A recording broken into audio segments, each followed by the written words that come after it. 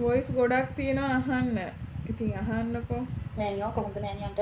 අනේ මෑනියෝ මම මේ දැක්ක වීඩියෝ වලින් මේ මෑනියන්ට මට ගහනවා මට මේ දරාගෙන මින්ට බැරි දැන මම මේ මැසේජ් එක දාන්නේ මගේ මෑනියෝ දැන් මාව අලුත් නෝර එක්කන් ගියා එතකොට නවගම එක්කන් ගියා දලලා මාලිගාවට එක්කන් ගියා එච්චර දේවල් කරේ මෑනියෝ සත පහක්වත් අරගෙන නෙමෙයි එතකොට මගේ ගෙදර ඇවිල්ලා මගේ දරුවට අසනීපයක් තිබ්බා ඒකට ඒ දේවල් කරලා දීලා එතකොට මේ ගෙදර කීරිමි කෙලියද මෑනියෝ ඒ හැමෝටම ආරක්ෂා කරලා දීලා නූල් දාලා එතකොට දේවල් දරවලා ආරක්ෂා කරලා දීලා ඒ දේවල් හැමදේම කළා කිසිම සත පහක් නැතුව හැමදේම මෑනියෝගේ මේවා කරලා දීලා ඇයි මෑනියෝ එහෙම කියන්නේ මෑනියෝ මේ විදිහට සල්ලි ගන්නවා බොරු කරනවා කියලා මෑනියෝ බොරු කරනවා කියලා කවුද කොහෙද කියලා තියෙන්නේ මෑනියෝ කොතනද කියලා තියෙන්නේ අපිට නම් මෑනියෝ ඇත්තටම දෙකෙනෙක් වගේ අපිට පිට වුණා අපිට හැමදේම කරලා දුන්නා ඇයි මෑනියෝ මිනිස්සු මෙහෙම මඩ ගහන්නේ මෑනියෝ කාට වරදක් කරාද එහෙම කියන්නේ මිනිස්සු අකමැත්තෙන් සල්ලි දෙන්නේ නැහැ නේ මෑනියෝ මිනිස්සුන්ට විශ්වාසය ඇති වුණාම ඒ විශ්වාසය නිසානේ සල්ලි දෙන්නේ